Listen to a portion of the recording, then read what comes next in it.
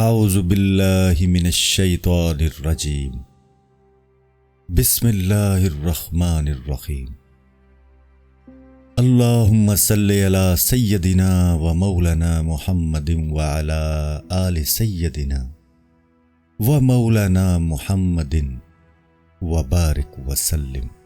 دلیل اور مشاہدہ۔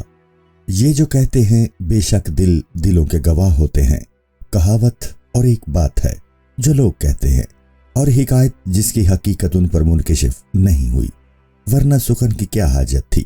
جب دل گواہی دے تو زبان کی گواہی کی کیا ضرورت؟ امیر نائب نے کہا کہ بے شک دل گواہی دیتا ہے، لیکن دل کو مزہ جدا آتا ہے، کان کو جدا، آنکھ کو جدا اور زبان کو جدا لطف آتا ہے۔ ان میں سے ہر ایک کو ایک احتیاج ہے تاکہ فائدہ زیادہ سے زیادہ ہو۔ مولانا قدس اللہ سر العزیز نے فرمایا کہ اگر دل کو استغراق ہو تو بہت اس میں محو ہو جاتے ہیں، زبان کے محتاج نہیں رہتے۔ آخر لیلا کا حسن رحمانی نہ تھا، وہ جسمانی اور نفسی تھا، اور وہ آب و گل سے تھا۔ اس کے عشق کو اتنا استغراق تھا کہ مجنوں کو اس نے کچھ اس طرح پکڑا اور غرق کیا کہ اسے لیلا کو ظاہر آنکھ سے دیکھنے کی احتیاج نہ تھی، اور نہ اس کے کان کو لیلا کی بات سننے کی حاجت تھی، کیونکہ وہ لیلا کو اپنے آپ سے جدا نہیں دیکھتا تھا۔ ترجمہ شعر۔ تیری روشنی میری آنکھ میں ہے، تیرا نام میرے منہ میں، تیرا ذکر میرے دل میں، پس تو مجھ سے دور کیسے ہوا؟ اب جب کہ معشوق جسمانی میں یہ طاقت ہوتی ہے کہ اس کا عشق عاشق کو اس حالت تک پہنچا دے کہ وہ اپنے آپ کو اس سے جدا نہ دیکھے، اس کی ہر حص مکمل طور پر معشوق میں غرق ہو جاتی ہے، یہاں تک کہ وہ آنکھ، کان، ناک، غرض کے کسی عضو سے کسی دوسرے حظ کا طلبگار نہیں ہوتا۔ وہ سب کو اکٹھے دیکھتا ہے، وہ حاضر سمجھتا ہے۔ ان اعضاء میں سے جن کا ہم نے ذکر کیا ہے، ایک عضو بھی مکمل حظ اٹھاتا ہے تو وہ سب کے سب اس ذوق میں غرق ہو جاتے ہیں، اور وہ کسی دوسرے حظ کے طلبگار نہیں ہوتے۔ وہ دوسری حص کی طلب کو اس امر کی دلیل سمجھتا ہے کہ اسے ایک عضو نے کما حق کا ہو پورا حظ نہیں اٹھایا، اس نے حظ اٹھایا مگر ناقص، وہ اس حظ میں غرق نہیں ہوا، اس لیے دوسری حص حظ کی طلبگار ہے، وہ دشمن کی طلبگار ہے۔ ہر حص ایک مختلف حظ اٹھاتی ہے، معنی کے اعتبار سے حواس جمع ہیں، صورت کے لحاظ سے وہ متفرق ہیں۔ جب ایک عضو کو استغراق حاصل ہوتا ہے تو سارے اعضاء اس میں غرق ہو جاتے ہیں۔ جیسے مکھی اوپر اڑتی ہے، وہ پر کو ہلاتی ہے، سر کو ہلاتی ہے، اور اس کے سب اجزاء کو حرکت ہوتی ہے، لیکن جب وہ شہد میں غرق ہوتی ہے تو سب اجزاء یکساں ہو جاتے ہیں، ان میں سے کوئی جزو حرکت نہیں کرتا۔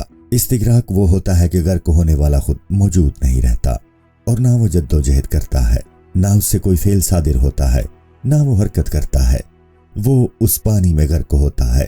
اس حالت میں جو فعل اس سے سرزد ہوتا ہے وہ اس کا فعل نہیں ہوتا، وہ پانی کا فعل ہوتا ہے۔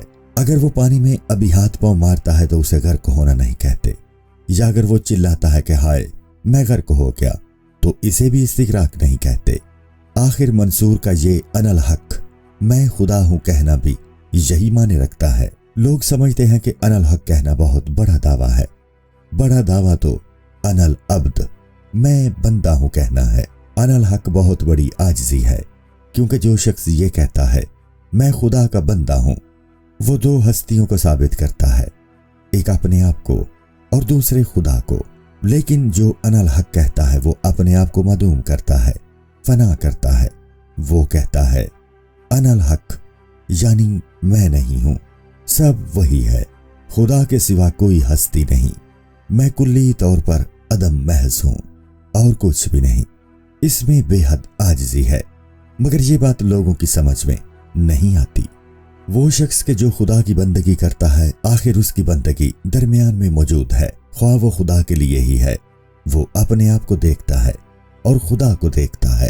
وہ پانی میں غرق نہیں ہوتا، غرق شدہ وہ آدمی ہوتا ہے کہ جس سے کوئی فعل یا حرکت سرزد نہیں ہوتی، لیکن اس کی حرکتیں پانی کی حرکتیں ہوتی ہیں۔ ایک شیر نے ایک ہرن کا پیچھا کیا، ہرن بھاگ کھڑا ہوا۔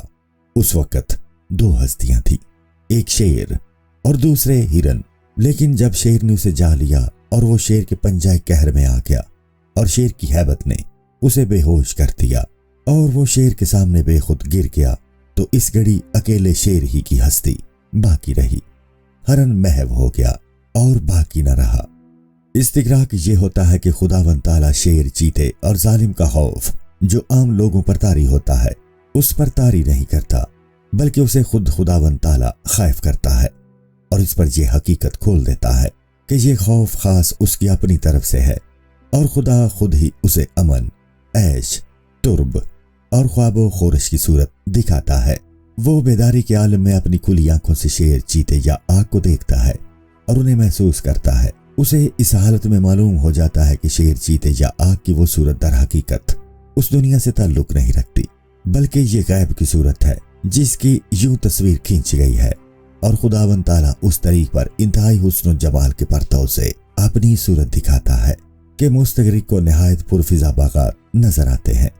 ان باغوں میں انوار، نہریں، حوریں، محلات، قسم قسم کے کھانے، مشروبات، خلتیں، کئی براق، مختلف شہر، منزلیں اور گوناگوں عجائبات ہوتے ہیں۔ وہ سمجھ لیتا ہے کہ یہ چیزیں اس دنیا سے نہیں، یہ سب چیزیں اسے خداوند تعالیٰ اپنی نظر سے دکھاتا اور مناظر کشی کرتا ہے، پس یقین ہو جاتا ہے کہ خوف اسے خدا کی طرف سے ہے۔ اسی طرح اس کی ہر امید، راحت اور مشاہدہ کا تعلق خدا ہی سے ہوتا ہے۔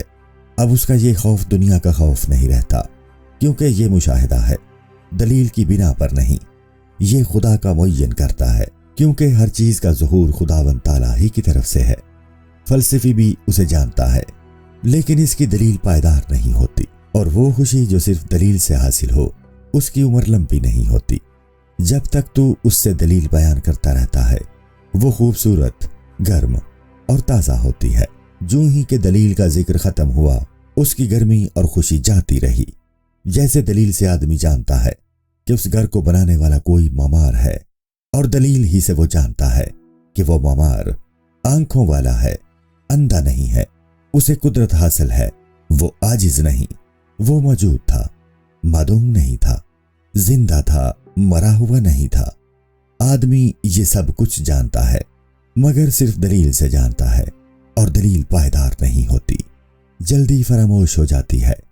لیکن جب عارفوں نے خدمتیں کی تو معمار کو پہچان لیا اور اسے یقین کی آنکھ سے دیکھ لیا، اور نان و نمک انہوں نے باہم کھایا اور اختلاط کیا۔ ان کے تصور اور ان کی نظر سے گھر کی بنیاد کبھی اوجل نہیں ہوتی۔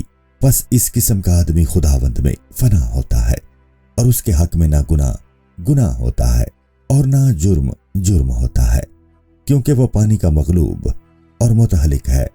ایک بادشاہ نے اپنے غلاموں سے فرمایا کہ ایک مہمان آنے والا ہے، تم سونے کا ایک ایک پیالہ پکڑ کر کھڑے رہو۔ ایک غلام اس بادشاہ کا خاص مقرب تھا، اسے بھی حکم دیا کہ ایک پیالہ پکڑے۔ جب بادشاہ نے صورت دکھائی تو وہ خاص غلام بادشاہ کے دیدار سے بے خود اور مست ہو گیا، پیالہ اس کے ہاتھ سے گرا اور ٹوٹ گیا۔ دوسرے ملازموں نے یہ دیکھا تو سمجھا شاید ایسا ہی کرنا چاہیے، انہوں نے اپنے اپنے پیالے زمین پر دے مارے اور توڑ ڈالے۔ بادشاہ سخت برہم ہوا کہ تم نے یہ حرکت کیوں کی؟ وہ بولے جہاں پناہ کے مقرب خاص نے ایسا کیا تھا۔ بادشاہ بولا بے وقوفو، وہ اس نے نہیں کیا تھا، وہ میں نے کیا تھا۔ ظاہراً طور پر وہ سب گناہ تھا، مگر وہ ایک گناہ عین بندگی تھی، بلکہ تمام بندگیوں سے بڑھ کر تھی۔ اس سب کا مقصود اس کا وہ غلام تھا، باقی غلام محض پیروکار تھے، کیونکہ جو معنی میں نے بیان کیے ہیں ان کے مطابق در حقیقت وہ غلام بادشاہ تھا، اور سب غلام بادشاہ نہیں، پس وہ اس کے پیرو ہوتے ہیں۔ جب وہ عین بادشاہ ہے تو غلام اس صورت کے علاوہ نہیں ہے کہ وہ بادشاہ کے جمال سے پر ہے۔ اللہ تعالیٰ فرماتا ہے، اے پیغمبر، اگر میں تجھے پیدا نہ کرتا تو آسمانوں کو بھی پیدا نہ کرتا، یہ بھی انا الحق ہے۔ اس کے معنی یہ ہے کہ میں نے آسمانوں کو اپنے لیے پیدا کیا، یہ انا الحق ہے، دوسری زبان سے اور دوسری رمز سے۔ بزرگوں کی باتیں زبان اگر 100 طریق پر ادا کرے تو بھی ایک ہی ہوتی ہے، جبکہ حق ایک ہے، راستہ ایک ہے، تو باتیں دو کیسے ہو سکتی ہیں؟ لیکن اس کی صورت مخالف ہوتی ہے، معنی ایک ہی ہے، تفرقہ صرف صورت میں ہے، معنی میں سب جمعیت ہی ہے۔ जैसा कि फरमाया, जब खैमा बनाते हैं तो कोई रस्सी बटता है, कोई कील घड़ता है, कोई कपड़ा बुनता है, कोई सीता है, कोई और तरह हाथ बटाता है। ज़ाहिरन तौर पर ये सूरतें अगरचे मुख्तलिफ हैं और मुतफर्रिक मालूम होती हैं, लेकिन मानी के एतबार से ये सब एक हैं और सब के सब एक ही काम करते हैं। यही हाल इस दुनिया का है। तो गौर से देखे तो सब खुदा ही की बंदगी करते हैं। क्या फासिक और क्या साले, क्या आसी और क्या मुती, क्या देव और क्या फरिश्ता, सब उसी की बंदगी में मशगूल हैं। मसलन बादशाह चाहता है कि अपने गुलामों का इम्तिहान ले और उन्हें आजमाए ताकि साबित कदम और बेसबात में तमीज हो जाए, नेक अहद और बद अहद में तफरीक हो जाए, बावफा और बेवफा अलहदा अलहदा हो जाए। इस मकसद के लिए वसवसे और हिजान चाहिए ताकि साबित कदमी पैदा हो। अगर ये ना हो तो इसमें साबित कदमी कैसे पैदा हो सकती है? बस वो वसवसे हिजान और बादशाह की बंदगी करता है। जब बादशाह का मंशा ये है कि वो यूं करे, वो हवा को बेच देता है ताकि वो गैर साबित कदमों में से साबित कदम पैदा करे। मच्छर को दरख्त और बाग से जुदा कर देता है ताकि मच्छर चला जाए और जो मच्छर नहीं वो रह जाए। एक बादशाह ने एक लौंडी से फरमाया, अपने आप को खूब बना संवार और गुलामों के पास जा ताकि उनकी अमानत और खयानत जाहिर हो जाए। लौंडी का ये फेल अगरचे बज़ाहिर गुनाह मालूम होता है, लेकिन दर हकीकत वो बादशाह की बंदगी करती है। इन बंदों ने इस दुनिया में अपने आप को दलील या तकलीद से नहीं देखा, बल्कि बेपर्दा और बेहिजाब मुआयना से देखा है। यहाँ क्या नेक और क्या बद, सब खुदा ताला की बंदगी और ताअत करते हैं। कोई शय ऐसी नहीं जो हमदे खुदाबंदी की तस्बीह में ना लगी हो। सूरह बनी इसराइल। बस उनके हक में इसी दुनिया में कयामत है, चूंकि कयामत इबारत है इस हकीकत से कि सब के सब खुदा ताला की बंदगी करेंगे और कोई भी सवाए खुदा की बंदगी के कोई दूसरा काम नहीं करेगा। ये लोग ये हकीकत इसी दुनिया में देख लेते हैं। लुगत के एतबार से आलम वो है जो आरिफ से आली तर हो, क्योंकि खुदा को आलम कहते हैं, लेकिन हम उसे आरिफ नहीं कह सकते। आरिफ वो है जो नहीं जानता और जानता है, और ये बात खुदा के मुतल्लिक नहीं कही जा सकती, लेकिन उर्फ़े आम में आरिफ बड़ा है। आरिफ इबारत है उससे जो जानता है बगैर दलील के और देखता है मुआयना और मुशाहिदा से। उर्फ़े आम में उसे आरिफ कहते हैं एक आलम 100 जाहिद से बेहतर है। आलम किस तरह 100 जाहिद से बेहतर है? आखिर एक जाहिद इल्म ही की बिना पर ज़ुहद करता है। इल्म के बगैर ज़ुहद मुहाल है। ज़ुहद क्या है? यही दुनिया से रूगर्दानी करना और उसमें ताअत और आखिरत को शामिल करना। दुनिया को समझना चाहिए, दुनिया की ज़श्त रूई और बेसबाती को जानना चाहिए और आखिरत के लुत्फ़ सबात और बका से पूरी तरह वाकिफ होना चाहिए और सोचना चाहिए कि बंदगी और ताअत किस तरह करूं और क्या बंदगी करूं। ये सब इल्म है। बस इल्म के बगैर ज़ुहद मुहाल है। जाहिद आलम भी है और जाहिद भी। ये आलम 100 जाहिद से बेहतर है। ये किस तरह है? इसके बानी लोगों ने नहीं समझे। ये इल्म कुछ और है जो खुदा ताला इस इल्म और ज़ुहद के बाद अता करता है जो पहले हासिल थे। ये दूसरा इल्म फल है इस इल्म और ज़ुहद का। ऐसा आलिम वाकई 100 जाहिद से बेहतर है। इसकी मिसाल ऐसी है कि एक आदमी ने एक दरख्त बोया और वो दरख्त फल लाया। ये दरख्त उन 100 दरख्तों से कतन बेहतर है जिन्हें फल नहीं लगा, क्योंकि कुछ पता नहीं वो दरख्त कभी फल दे सकेंगे या नहीं। रास्ता में बेशुमार आफते हैं। वो हाजी जो काबा में पहुंच गया उन 100 हाजियों से बेहतर है जो भी रास्ते ही में दश्त पैमा है। उन्हें खौफ है कि शायद काबा तक पहुंच सकें या ना पहुंच सकें, लेकिन ये एक हाजी हकीकत को पहुंच गया है। एक हकीकत लाख शक से बेहतर है। अमीर नायब ने कहा, जो भी काबा तक नहीं पहुंचा वो भी पहुंचने की उम्मीद तो रखता है। मौलाना ने फरमाया, जो उम्मीद रखता है और जो पहुंच चुका है, इन दोनों में बड़ा फर्क है। वही फर्क जो अमन और खौफ में है। ये फर्क इतना बड़ा है कि सब पर जाहिर है। खौफ और अमन का मुकाबला ही क्या, खुद अमन में बड़ा फर्क होता है। पिछले अंबिया पर हुजूर सरवर कायनात सल्लल्लाहु अलैहि वसल्लम को अजरुए अमन ही फजीलत हासिल है, वरना तमाम अंबिया अमन पर हैं और खौफ से गुजर चुके हैं, सिवाय इसके कि उसमें मुकामात हैं। کہ ہم نے بعض کے درجے بعض سے بلند کیے ہیں۔ سورہ زخرف۔ ورنہ عالم خوف میں ایسے مقامات ہیں جن کا صاف نشان دیا جا سکتا ہے، لیکن امر کے مقامات بے نشان ہیں۔ عالم خوف پر نظر کیجئے، یہاں ہر کوئی خدا کے راستہ میں بخشش کرتا ہوا ملے گا۔ کوئی جسم کی بخشش کر رہا ہے، کوئی مال کی، کوئی جان کی، کوئی روزہ سے ہے، کوئی زکوٰۃ دے رہا ہے، کوئی نماز پڑھ رہا ہے، ایک 10 رکعت، دوسرا 100 رکعت۔ پس ان کی منزلیں ظاہر اور مقرر ہیں۔ ان منزلوں کی نشاندہی کرنا ایسے ہی ہے جیسے کونیا سے کیسریا کے درمیان منزلیں معین ہیں، کماد اور برخ، سلطان وغیرہ، لیکن دریا کی منزلیں انطاکیہ سے مصر تک بے نشان ہیں۔ انہیں صرف کشتی ران ہی جانتا ہے، وہ خشکی والوں کو نہیں بتاتا کیونکہ وہ اسے نہیں سمجھ سکتے۔ امیر نائب نے کہا کہ گفتار بھی فائدہ دیتی ہے، اگر وہ سب کچھ نہیں جانتے تو تھوڑا بہت ضرور جانے۔ فرمایا جو شخص کے اندھیری رات میں جاگ رہا ہے، یہ عزم رکھتا ہے کہ میں دن کے پاس پہنچ جاؤں، اسے یہ معلوم نہیں کہ وہ کس طرح دن کے پاس پہنچے، لیکن چونکہ وہ دن کا منتظر ہے، وہ دن کے نزدیک پہنچتا جاتا ہے۔ یا جو شخص اندھیری رات میں جبکہ بادل چھائے ہوئے ہوں قافلہ کے پیچھے چلا جاتا ہے، اسے کچھ معلوم نہیں کہ وہ کہاں تک پہنچا اور کہاں سے گزر رہا ہے، اسے کچھ معلوم نہیں کہ وہ کہاں تک پہنچا اور کہاں سے گزر رہا ہے اور کتنی مسافت طے کر چکا ہے۔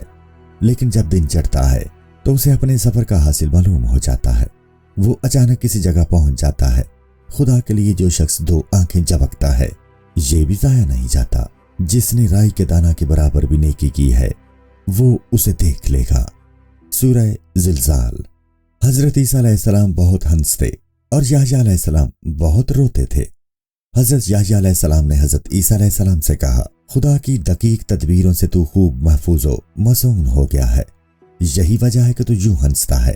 حضرت عیسیٰ علیہ السلام بولے، تو خداوند تعالیٰ کے عجیب اور نادر لطف و عنایت کو بھول گیا ہے، یہی وجہ ہو سکتی ہے کہ تو روتا ہے۔ اس گفتگو کے وقت خدا کے اولیاء میں سے ایک ولی موجود تھا۔ اس نے خدا سے پوچھا کہ ان 2 میں سے کس کا مقام بلند تر ہے؟ جواب آیا کہ میں وہاں ہوں جہاں میرے بندے کا خیال ہے۔ ہر بندے کے نزدیک میری ایک شکل ہے، جو کوئی جہاں بھی میرا خیال کرے میں وہیں ہوتا ہوں۔ میں اس خیال کا بندہ ہوں کہ جہاں حق ہو، اور اس حقیقت سے بیزار ہوں جہاں حق نہ ہو۔ اے میرے بندو، اپنے خیالات کو پاک و مطہر بناؤ کہ تمہارے خیالات میرے رہنے کی جگہ اور میرے بسنے کا مقام ہے۔ اب تو خود ہی آزما دیکھ کہ گریہ، خندہ، صوم، نماز، خلوت، جمعیت میں سب سے زیادہ نفع دینے والی کون سی چیز ہے، اور تیرے احوال کس طریق پر زیادہ درست ہوتے ہیں، اور کس طریق پر تو زیادہ سے زیادہ ترقی کر سکتا ہے۔ پس وہ راستہ پکڑ، تو اپنے دل سے فتویٰ لے، اگرچہ مفتی لوگ فتویٰ دیتے رہیں۔ حدیث۔ مفتی یہ معنی تیرے اندر ہے، مفتیوں کا فتویٰ اس کے سامنے پیش کر تاکہ جو اس کے موافق ہو تجھے معلوم ہو جائے۔ جس فتوے کو وہ درست کہے تو اسے قبول کر۔ یہ ایسا ہی ہے جیسے طبیب بیمار کے پاس آتا ہے تو اندر کے طبیب سے پوچھتا ہے، تیرا طبیب معنی بھی تیرے اندر ہے، اور وہ تیرا مزاج ہی تو ہے۔ وہ کسی چیز کو دور کرتا ہے اور کسی کو قبول۔ اس لیے بیرونی طبیب اس اندرونی طبیب سے پوچھتا ہے کہ فلاں چیز جو تو نے کھائی کیسی تھی، وہ ہلکی تھی یا ثقیل؟ اس بات کا جواب وہی ہوتا ہے جو اندر کا طبیب بتائے، کیونکہ باہر کا طبیب اسی سے حکم لگاتا ہے۔ پس اصل طبیب اندر ہے اور وہ اس کا مزاج ہے۔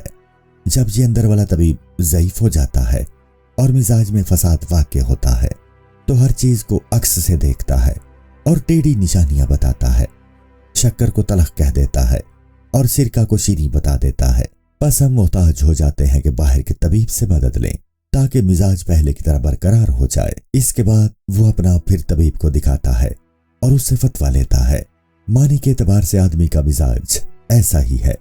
جب اس کے حواس باطنہ کمزور ہو جاتے ہیں تو وہ جو کچھ دیکھتا اور کہتا ہے حقیقت کے خلاف ہوتا ہے۔ پس انبیاء اور اولیاء طبیب ہیں، وہ اس مزاج کی مدد کرتے ہیں تاکہ وہ مستقیم ہو جائے اور اس کا دل اور دین طاقتور ہو جائے۔ مجھے چیزیں ایسی حالت میں دکھا جیسی کہ وہ در حقیقت ہیں۔ آدمی ایک بہت بڑی چیز ہے، اس میں ہر چیز لکھی ہوئی ہے۔ وہ پردے اور تاریکیاں اسے نہیں چھوڑتی کہ وہ خود علم پڑھے۔ یہ گوناگوں مصروفیتیں ہی پردے اور تاریکیاں ہیں۔ قسم قسم کی تدبیریں، ہیلے اور دنیا کی آرزویں اسے گھیرے ہوئے ہیں۔ وہ ان تاریکیوں اور پردوں میں چھپا ہوا ہے، پھر بھی کچھ پڑھ ہی لیتا ہے، اور وہ حقیقت سے کچھ نہ کچھ واقف ہی ہے۔ اندازہ کرو کہ جب یہ تاریکیاں اور پردے راستہ سے اٹھ جائیں تو وہ کیا کچھ جان لیتا ہے اور خود کتنے علم پیدا کرتا ہے۔ آخر یہ صنعت جیسے خیاطی، معماری، نجاری، زراعت، زرگری، علم نجوم، طب اور اسی قسم کی بے شمار دوسری صنعتیں آدمی کے اندر ہی سے پیدا ہوئی ہیں۔ یہ پتھر اور مٹی کے ڈھیلوں سے پیدا نہیں ہوئی۔ وہ جو کہتے ہیں مردے کو قبر میں دفن کرنا انسان کو کوے نے سکھایا، یہ بھی انسان ہی کا عکس تھا جو پرندے پر پڑا۔ دراصل یہ انسان ہی کے تقاضے نے کیا۔ حیوان آخر انسان ہی کا جزو ہے۔ جزو اپنے کل کو کیسے سکھا سکتا ہے؟ یہ ایسا ہی ہے جیسے آدمی بائیں ہاتھ سے لکھنا چاہے، وہ قلم کو بائیں ہاتھ سے پکڑے تو اگرچہ اس کا دل مضبوط ہے، لکھتے وقت اس کا ہاتھ لرزتا ہے اور ہاتھ دل کے حکم سے لکھتا ہے۔ امیر نے کہا، مولانا ہمیشہ بہت بلند باتیں ارشاد فرماتے ہیں۔ مولانا نے فرمایا کہ سخن اہل سخن سے جدا نہیں، سخن ہمیشہ اہل سخن تک پہنچتا ہے اور سخن اس سے پورا اتصال رکھتا ہے۔ درخت اگر موسم سرما میں پتے اور پھل پیدا نہیں کرتے تو اس کا مطلب یہ نہیں کہ وہ کوئی کام نہیں کرتے، وہ ہمیشہ کام میں لگے ہوئے ہیں۔ موسم سرما آمدنی کا وقت ہے، گرمی کا موسم خرچ کا زمانہ ہے۔ خرچ ہوتا سب دیکھ لیتے ہیں، آمدنی کو کوئی نہیں دیکھتا۔ جیسے کوئی ضیافت کرتا ہے تو اس کا خرچ اٹھتا ہے، اس خرچ کو سب دیکھتے ہیں، لیکن وہ آمدنی جو اس نے تھوڑی تھوڑی کر کے جمع کی تھی اسے کسی نے نہ دیکھا تھا۔ کسی کو معلوم نہیں کہ وہ اصل چیز آمدنی ہے، کیونکہ خرچ آمدنی ہی میں سے ہوتا ہے جس سے ہمیں تعلق ہوتا ہے۔ ہم ہر لحظہ اس سے بات کرتے ہیں، خاموشی میں، اس کی غیر حاضری میں اور اس کی حضوری میں، ہر حالت میں ہم اس سے باتیں کرتے ہیں، بلکہ جنگ میں بھی جبکہ ہم گتھم گتھا ہوتے ہیں اور ایک دوسرے کو مکے مارتے ہیں، اس وقت بھی ہم اس سے مصروف گفتگو ہوتے ہیں اور ہم اسی کے ہوتے ہیں اور وہ ہم سے جدا نہیں ہوتا۔ ہمارے اس مکہ کے اندر اس حالت میں انگور کا خوشہ ہوتا ہے۔ تجھے یقین نہیں آیا؟ مٹھی کو کھول اور دیکھ، یہ انگور نہیں بلکہ قیمتی اور پیارے پیارے سے موتی ہیں۔ آخر دوسرے لوگ نظم و نثر سے بڑے نازک اور دل پسند معارف پیدا کرتے ہیں۔ یہ جو امیر کا میلان طبع اس طرف ہے اور ہم سے تعلق ہے، یہ باریک معارف اور واضح و نصیحت کی وجہ سے نہیں، چونکہ یہ چیزیں ہر جگہ موجود ہیں اور ان کی کمی نہیں۔ انہیں جو مجھ سے تعلق ہے یہ ان چیزوں کی وجہ سے نہیں، وہ کچھ اور چیز دیکھتا ہے۔ جو کچھ اس نے دوسروں سے دیکھا ہے اس سے ہٹ کر کوئی چیز ہے جس سے وہ روشنی پاتا ہے۔ کہتے ہیں ایک بادشاہ نے مجنوں کو بلایا اور پوچھا، تجھے کیا ہو گیا ہے اور تجھ پر کیا افتاد پڑی ہے کہ تو نے اپنے آپ کو رسوا کر لیا، اپنے خاندان اور کنبے کو چھوڑ کر خراب اور فنا ہو گیا؟ لیلا کیا ہے؟ اس میں خوبی ہی کیا ہے؟ میں تجھے حسین ترین دوشیزائیں دکھاؤں اور ان کو تجھ پر قربان کروں اور انہیں تجھ کو بخش دوں۔ جب یہ حسین ترین دوشیزائیں حاضر ہوئیں تو اپنی اداؤں میں سرمست تھیں۔ مجنوں اپنے حال میں تھا، اس نے اپنا سر جھکایا ہوا تھا اور نظر اٹھا کر نہ دیکھتا تھا۔ بادشاہ نے فرمایا، اب ذرا سر اٹھا اور ان دوشیزاؤں کو دیکھ۔ مجنوں نے جواب دیا، میں ڈرتا ہوں کیونکہ لیلا کا عشق تلوار سونتے کھڑا ہے۔ میں نے اپنا سر اٹھایا تو وہ اس سر کو تلوار کے ایک ہی وار سے اڑا دے گا۔ وہ لیلا کے عشق میں غرق تھا اور اس کی یہ حالت ہو چکی تھی کہ اس نے کسی دوسری حسین دوشیزہ کی پرواہ تک نہ کی۔ لیلا کے علاوہ کسی اور پر نظر کرنا گویا تلوار سے قتل ہو جانا تھا۔ آخر دوسری حسینہ نے محجبین کی خوبصورت آنکھ، رخسار، ہونٹ، ناک تھے۔ لیلا میں آخر اس نے کیا خاص بات دیکھی کہ وہ ساکن ہو کر رہ گیا۔ السلام علیکم۔ پوری کتاب دیکھنے کے لیے ہمارے یوٹیوب چینل صوفی سما کی پلے لسٹ میں جائیں۔ یہاں آپ کو مختلف بزرگوں کی کتابیں ملیں گی اور جو کتاب پوری نہ ہوئی اس پر کام تیزی سے ہو رہا ہے اور ریگولر بیسس پر اپلوڈ ہوتی رہتی ہیں۔ آپ سے گزارش ہے کہ آپ ہمارے یوٹیوب چینل کو سبسکرائب کر لیں اور بیل نوٹیفیکیشن پر کلک کر لیں تاکہ ہماری آنے والی کتابیں آپ کو ملتی رہیں۔ جزاک اللہ خیر۔